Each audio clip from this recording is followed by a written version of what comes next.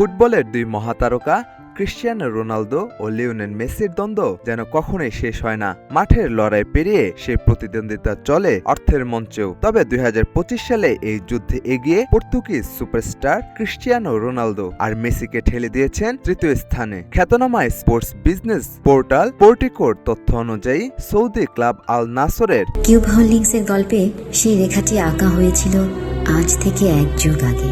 নকশাই আমাদের ভাষা। Cube holdings limited.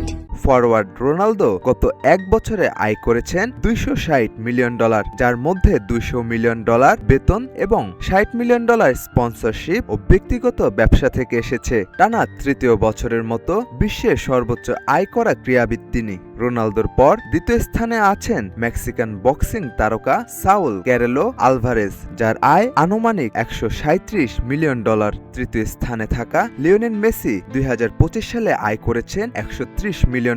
এর মধ্যে $70 মিলিয়ন এসেছে স্পন্সরশিপ ও ব্যক্তিগত চুক্তি থেকে। ইন্টার মায়ামির হয়ে সাফল্য ও আর্জেন্টিনার জার্সিতে তার প্রভাব তাকে বৈশ্বিক ব্র্যান্ডে পরিণত করেছে।